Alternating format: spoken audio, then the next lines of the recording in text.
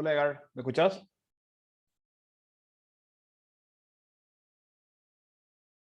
Edgar, ¿me escuchás? Hola, buenas tardes, profesor. ¿Qué tal Edgar? ¿Cómo te va? Bien, bien, bien. Voy ya puedo hacer un reclamo porque no estoy pudiendo marcar la asistencia de ustedes. Me está fallando la página del SNP. Siempre fallé. Sí, realmente sí. Ya hice el reclamo. Vamos a dar un minutitos a ver si se une alguien o si no arrancamos nosotros no. Sí, profesor. Profesor, Sí. el PowerPoint de la clase de fecha 16 de noviembre puede alzar, porque solo se alzó el video en YouTube. Ah, no, ese es el Y PowerPoint. Voy no, a no, buscar un poco. Era sobre los de los triac. embalse. Ah, pero me estoy equivocando, los envases. Claro, no, al ser material ahora mismo, Elsa. Mientras le damos un tiempo a la gente que venga. Dale, A profesor. ver.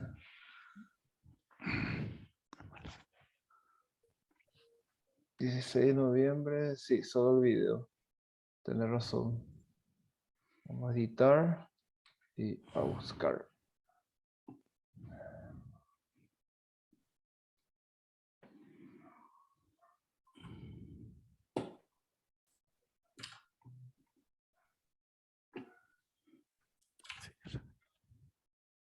Ahí está. Ok, Enseguida vas a gracias, profesor. poder. No cargo todavía. Falló ahí. Ahí sí. Ahí está cargando. Bien, gracias. ¿Cómo se llama? Lo que quiero ver hoy también es para darle ese trabajo, ¿verdad? Básicamente sobre las clases que vamos a dar para que puedan sumar puntos para el final, ¿verdad? Entonces, todas las tareitas que dimos durante el proceso va a sumar todo para el final. Así el final va a Ok, tener menos peso. correcto. Otra cosa también que a mí me dijeron que el examen no necesariamente tiene que ser presencial. Eso es lo que me dijeron. No hay una definición clara al respecto, porque ayer también con el profesor Casal, él dijo que iba a ver otra vez con el coordinador a Sí, ver si cuál es la última instrucción, indicación, porque en principio dependía del profesor, sí. después se dijo era presencial, después se dijo depende otra vez del profesor, Mm. entonces no hay una regla clara. En mi caso, yo creo que les conviene rendir, ¿cómo se dice? Virtual. Entonces tienen el resultado en el mismo día. O sea, a la hora ustedes ya saben qué tal rindieron. Eso, y también uno se dispone de la libertad de hacerlo cuando está en Cuando quiere, condiciones. claro. Yo considero mejor para no, porque Eh, mucha gente pues trabaja y nuestro horario es de sí, 3, desde las 3 de la tarde, entonces va a ser complicado para la gente. así es. El martes, por ejemplo, llovió y teníamos que hacer una presentación con el profesor Cáceres Sí. y no se hizo porque llovió, porque la gente de Itá no puede llegar, la de Paraguarí tampoco, la de Atigrá tampoco. Mm, Y entonces si era virtual, no se iba a tener ese inconveniente. Pero exactamente. son cosas de CNPP. Hay Claro, que y si ver. no, de hecho que trataron sí que de adecuarse dentro de todo a la complejidad o sea, del caso, ¿verdad? Nosotros, por ejemplo, el año pasado en neumática, llegamos a tener, o sea, yo tuve casi un semestre entero presencial y después era que se descontroló el tema del COVID y tuvimos que pasar todo a virtual otra vez. Sí, Y así está, sí. está entre sí, no, entonces no sabemos cómo es lo que queda el año que viene. Seguramente va a ser todo presencial ya, pero se está hablando de la tercera ola, ¿verdad? Del tercer brote. Entonces, Sí, ahí pues se complica totalmente la situación otra vez. es, es complicado. Es Seguimos complicado en una realmente. etapa complicada, sí. Y realmente Lo que tem- no, para arriesgarse tampoco no sé si vale la pena. ¿verdad? No, no, no, no, yo no creo que valga la pena. Primero la salud y después las Y cosas. sí. Bueno, vamos a arrancar entonces. No se une más nadie. ¿Qué Entonces, pasó? voy a compartir mi PowerPoint. La última etapa que vamos a ver, ¿verdad? Son las partes. Espera, que este no es mi PowerPoint. Eh, voy a descompartir otra vez. A ver. Este es. Este sí es. Ahí se ve, ¿verdad? Ahora sí, Sí. ciclo, Centrales térmicas sería. Centrales térmicas. esa sí, centrales térmicas. Ahora Ok. sí. Bueno. Entonces, nosotros ya estuvimos, ya dimos luego una pincelada rápida a la parte de centrales térmicas, ¿verdad? Cuando estábamos haciendo básicamente el contenido general de ¿cómo se dice? El contenido general de la materia, ¿verdad? Entonces, ahora lo que vamos a hacer es vamos a mostrar un poco más en cómo funcionan las centrales térmicas y qué tipo de centrales hay, ¿verdad? Entonces, primero que nada es la definición, ¿verdad? Básicamente, resumiendo y redondeando, una central térmica es una central, ¿verdad? Donde se produce energía eléctrica aprovechando el calor liberado, ¿verdad? Por distintos procesos, ¿verdad? Puede ser combustión, en la parte puede ser cambio de estado, ¿verdad? Por ejemplo, el agua pasa a ser vapor, ¿verdad? Puede ser con calentamiento de gases y todo eso, ¿verdad? Entonces, justamente tenemos entre los ciclos más importantes, ¿verdad? Las tres más importantes térmicas son las centrales diésel, ¿verdad? En IPS nosotros tenemos una central de generadora diésel, tenemos centrales de vapor y centrales de gas, ¿verdad? Entonces, más o menos para seguir dando la introducción, ¿verdad? Las centrales de vapor y de gas, que probablemente sea más desconocido acá en Paraguay, rigen o funcionan por medio de ciclos termodinámicos, que es lo que vamos a estar viendo ahora, ¿verdad? Además de eso, tenemos lo que son las energías nuclear, ¿verdad? El tema de la fisión del uranio, ¿verdad? Donde se usa para producir electricidad. Básicamente, una central termoeléctrica nuclear es prácticamente similar o muy similar a una central de vapor o de gas, ¿verdad? Produce más o menos el mismo. Lo que se usa es la fisión para calentar exageradamente rápido el material que va a hacer el ciclo, ¿sí? Bien. También habla, ¿verdad? Por su parte, que las centrales combinadas, ¿verdad? Donde se combina gas y vapor, ¿cómo se dice? Son bastante más eficientes que cada una trabajando por sí misma, ¿sí? Entonces, nosotros podemos clasificar, ¿verdad? De acuerdo al fluido de trabajo, tenemos las centrales térmicas a vapor, ¿verdad? Donde se cumple el ciclo termodinámico llamado ciclo de Rankine. Después tenemos las centrales de turbina a gas, el ciclo es el ciclo de Brighton. Luego tenemos las centrales térmicas de ciclo combinado, donde hay una mezcla entre el ciclo de Rankine y el ciclo de Brighton. Y las centrales diésel, ¿verdad? El ciclo Otto diésel, que es un sistema de grupos electrógenos o generadores, que nosotros le conocemos. ¿Sí? Eh, bueno, y las principales ventajas siempre de las centrales termoeléctricas, ¿verdad? Son las centrales térmicas, son los efectos negativos de la emisión de residuos que estos producen, ¿sí? Que como sabemos van dañando la atmósfera, ¿verdad? Ocurre el tema de los calentamientos global, efecto invernadero, lluvias ácidas, ¿sí? Tenemos todos esos problemas provenientes de esto. ¿Por qué? Porque generalmente son procesos de combustión en donde cierta parte de la energía sí o sí sale en forma de residuo, vamos a decirle, que no se puede aprovechar. Entonces, el máximo caso de contaminación, ay, voy a sentar por acá, admitir, el máximo caso de contaminación, ¿verdad? Es el caso de los combustibles de carbón mineral, ¿verdad? Justamente porque son los que más emiten partículas sólidas y ácidos, ¿sí? Luego tenemos lo que sería las centrales térmicas diésel, ¿verdad? Que es la fuel oil, que producen, vamos a decirle, un desecho, un desperdicio aceptable, ¿verdad? Prácticamente en gran parte del mundo las producciones son de las naciones, ¿verdad? Son mayormente térmicas que hidroeléctricas. Solo en Sudamérica nosotros tenemos mayores producciones por parte de hidroeléctricas, ¿verdad? Acá tenemos más o menos ¿cómo se dice?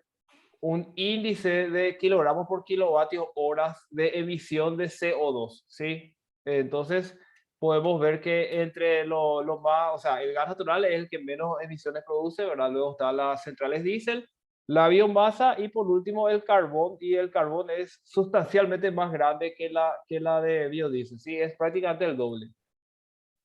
Eh, las centrales térmicas, dice, exceptuando las centrales nucleares, son más baratas de construir. O sea, ¿a qué se refiere esto? Que el precio por megavatio hora instalado, ¿verdad? En la central es menor, ¿sí?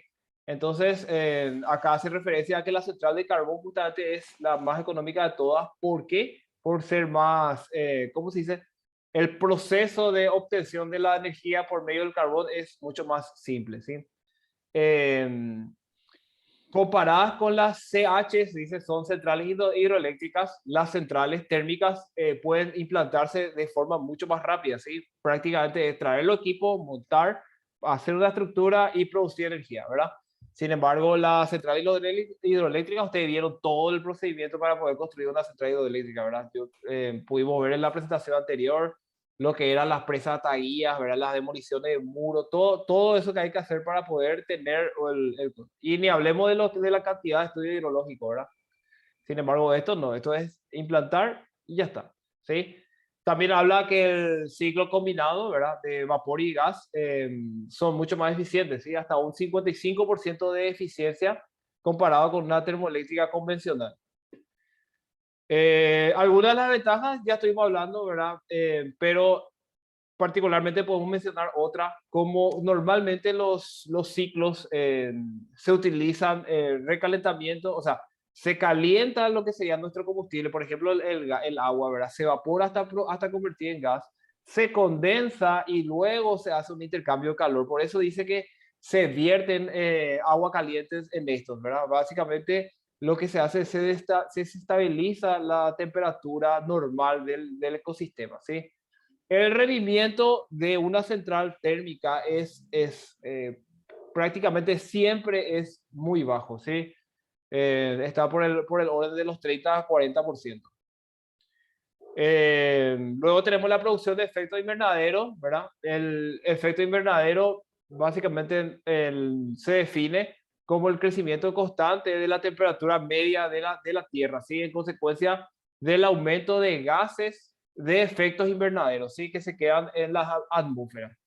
Entonces, básicamente es el aumento progresivo y constante de la temperatura media, ¿sí? Esto tenemos algunos gases de efecto invernadero, ¿verdad? Vapor de agua, dióxido de carbono, metano, óxido de nitrógeno, ozono y clorofluoro, clorofluorocarbonos, ¿sí? Bien. Luego tenemos la producción de lluvia ácida también. Usualmente ocurre cuando los vapores de los óxidos son almacenados, vamos a decirle, en combinación con las nubes, ¿sí? Entonces, básicamente, cuando caen, ¿verdad? Caen las aguas y en dónde se puede saber que se está teniendo una lluvia ácida, midiendo los pH, ¿sí? Cuando el pH es inferior a 5,6, entonces corresponde a una lluvia ácida, ¿sí? ¿Qué produce la lluvia ácida? Produce básicamente que, vamos a decir, daña las cosechas, daña ¿cómo se dice? Daña los suelos para cosechar, los ecosistemas acuáticos, ¿verdad? Puede variar la cantidad de lluvia ácida, puede variar incluso el pH del ecosistema de un estanque, ¿verdad? O algo así. Bueno, los ciclos termodinámicos, ¿ok? Acá vamos a entrar en la parte ya netamente de lo que son las turbinas a vapor, ¿sí? Para producción de energía eléctrica por medio por medios térmicos, ¿sí? Entonces, un ciclo termodinámico es básicamente un proceso, ¿verdad?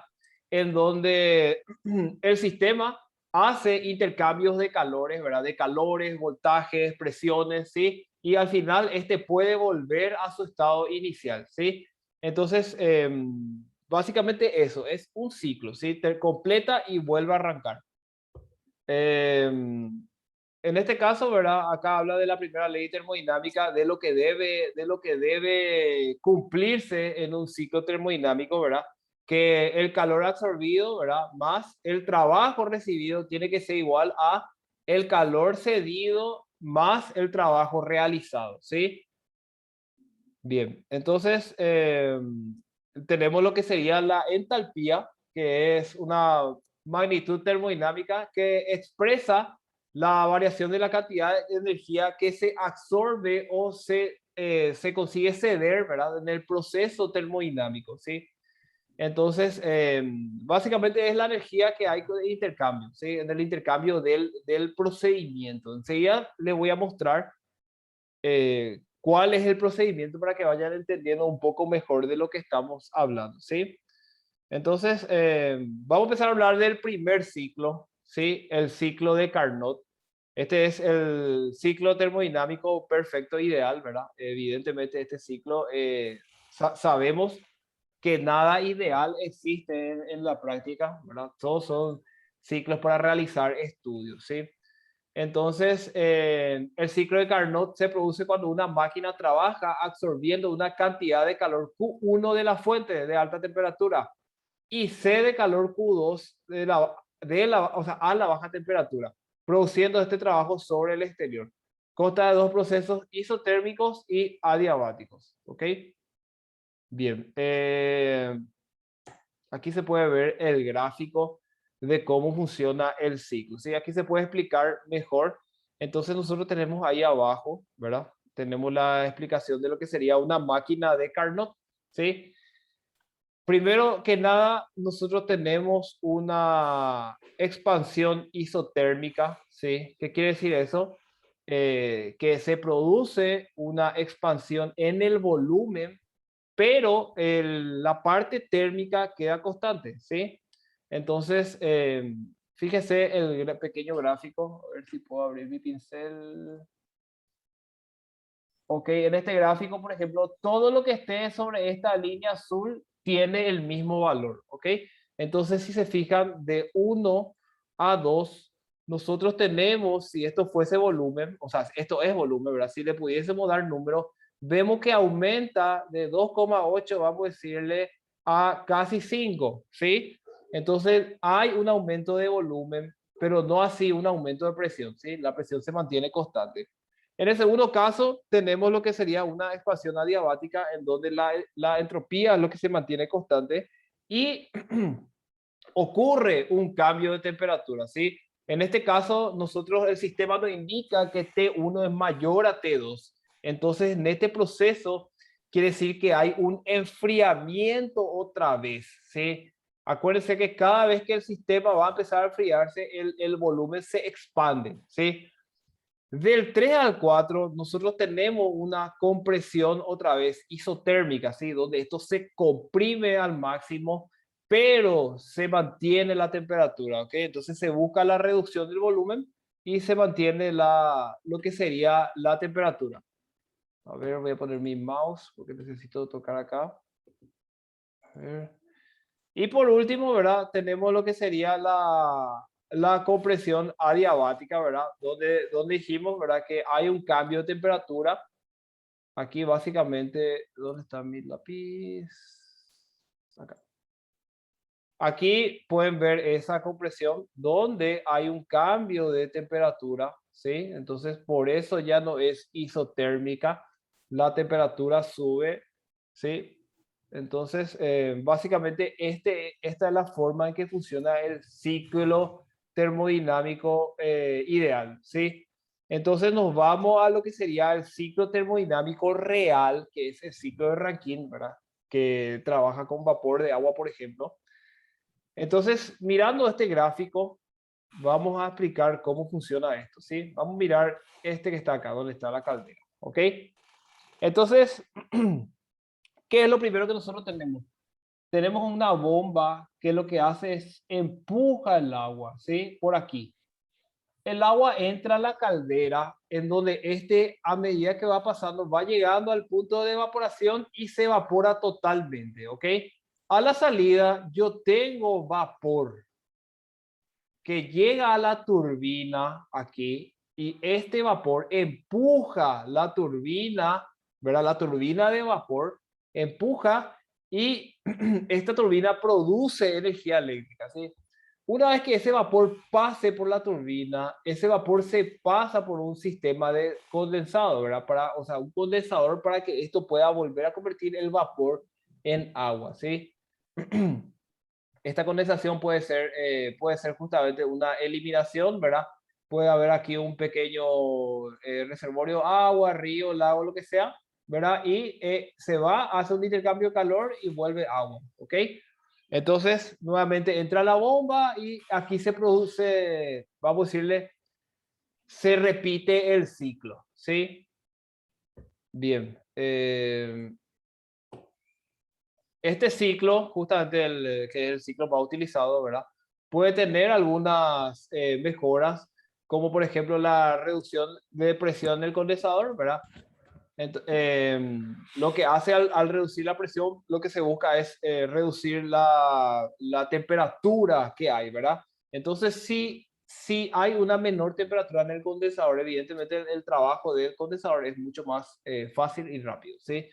Entonces, como pueden ver, la ventaja es que puede haber humedad, ¿verdad? Ocasionando erosión en los alas de la turbina.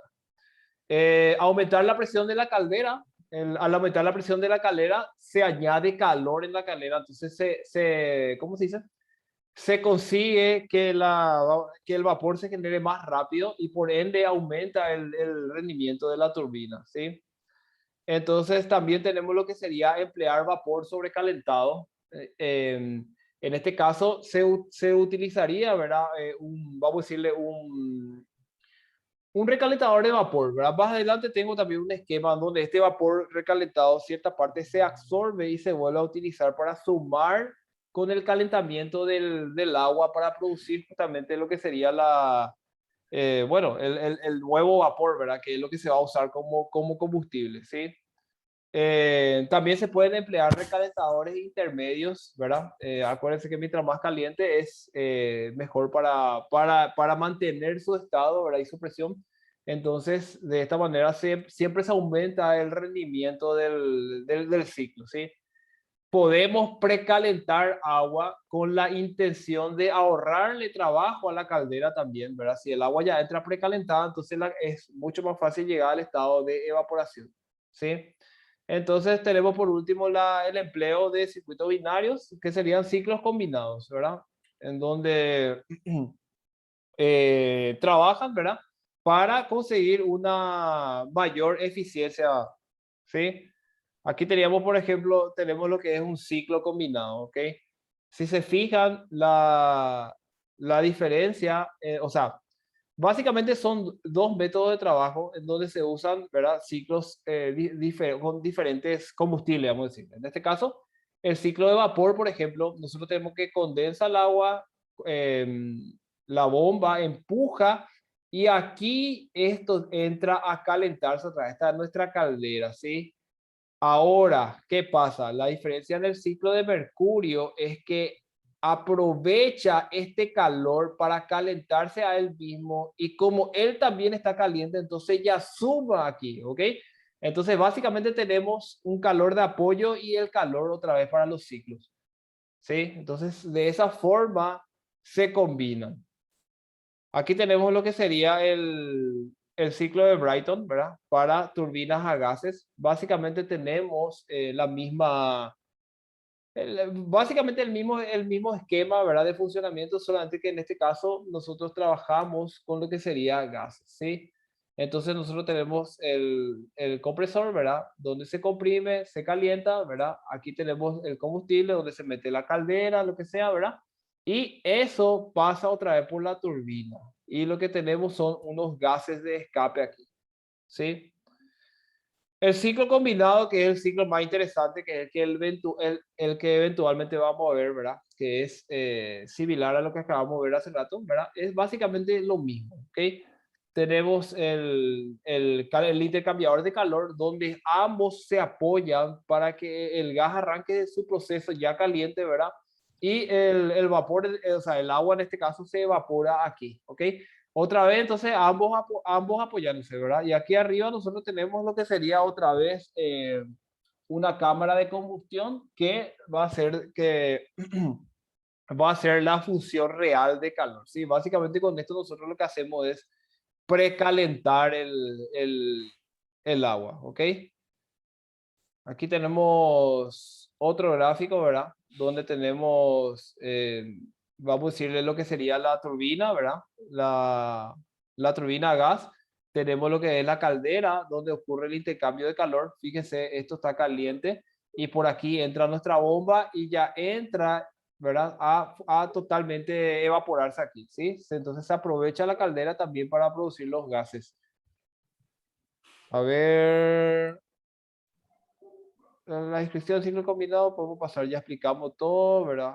Aquí tenemos otra vez un esquema de ciclo combinado con combustible suplementario, ¿verdad? Lo único que se hace es, se agrega un combustible aquí, en esta parte, ¿verdad? Básicamente el mismo ciclo, pero se agrega aquí un combustible complementario que lo que hace es, reduce, ¿verdad? Como siempre se busca mejorar, ¿verdad? Reduce el trabajo de lo que sería la caldera, ¿sí? A ver. Parte componente de una central de ciclo combinado, bueno, tenemos las turbinas, caldera de recuperación, turbina a vapor, tenemos el condensador, ¿verdad? Un tanque de agua para la alimentación. No necesariamente tiene que ser un tanque, ¿verdad? Pero puede ser también agua que haya ahí, ¿verdad? De un arroyo, río, lago, lo que sea. Y sistema de refrigeración de agua y alternadores para poder quitar la energía eléctrica de ahí. Las ventajas del ciclo combinado, estuvimos hablando hace rato justamente, básicamente tenemos bastante mejor rendimiento en el ciclo combinado. El impacto ambiental, ¿verdad? De este tipo de centrales luego es bastante bajo comparado con otros, ¿verdad? Se tienen menos requerimientos de refrigeración, ¿verdad? El periodo de instalación, que ya habíamos hablado también, es bastante bajo con respecto a la instalación de una represa hidroeléctrica, ¿sí? El costo por megawatt hora también hablamos que era inferior con respecto a la inversión inicial, ¿verdad? De los otros tipos de centrales. Tenemos una alta disponibilidad, ¿verdad? ¿Por qué alta disponibilidad? Porque estas no dependen de un fenómeno natural, como por ejemplo la crecida o no, ¿verdad? O como ustedes, ¿verdad? Los estudios hidrológicos del agua, ¿sí? Y estamos hablando de que tiene una flexibilidad operativa también y la posibilidad de la cogeneración, ¿ok? ¿Qué es la cogeneración? Que puede mezclarse entre sistemas, ¿sí? Puede ser una diésel mezclado con una vapor y así sucesivamente, ¿sí? Eh, la desventaja del ciclo, ¿verdad? La composición del combustible disponible afecta a la potencia de la turbina de gas, ¿sí? Sus emisiones y las condiciones de operación del ciclo. Otra limitación de estos ciclos es la respuesta de la turbina a gas de acuerdo a las condiciones ambientales. Temperatura baja, clima seco favorecen la eficiencia del ciclo. Bien, básicamente las desventajas generales son más bien a nivel de rendimiento, ¿sí? Entonces, por último, tenemos la parte de operación y mantenimiento, ¿verdad? Los costos de operación y mantenimiento son mayores a lo de una central hidroeléctrica, porque básicamente la central hidroeléctrica no tiene costo operativo. El agua tiene que pasar y tiene que producir la energía, ¿sí? Entonces, los acoplamientos de la turbina justamente pueden ser de eje único o de múltiples ejes, ¿verdad? En eje único lo que se tiene es un único generador, ¿verdad? Y los dos ciclos se encargan de mover un único eje. Y en el eje múltiple lo que tenemos son dos generadores eléctricos, ¿sí? Y cada ciclo se encarga de mover un eje. Pero por qué son múltiples, verdad? Porque se combinan en la parte del recalentamiento, ¿sí? Del intercambio de calor. Aquí tenemos lo que sería una central a vapor, ¿verdad? Básicamente, cómo funciona. Fíjese, nosotros tenemos nuestra caldera, tenemos aquí donde se puede cargar carbón, ¿verdad? entrada de aire para que pueda haber combustión, ¿verdad? Entonces nuestra agua entra por aquí y en este lugar, ¿verdad? Aquí estaría lo que sería nuestra bomba, empuja y aquí pasa por nuestra caldera, donde esto se evapora, ¿sí? Entonces pasa y pasa por la primera turbina y cierta parte de los residuos pasa al precalentador ya de agua, ¿ok? Entonces esto retorna aquí, vuelve a entrar en el sector de calor para tratar de calentarse nuevamente y pasa por la turbina número 2, ¿ok? Cierta parte de los residuos nuevamente entran al recalentador y una parte de la salida es aprovechada para producir un último empujón, vamos a decirle, a la turbina a vapor, ¿ok?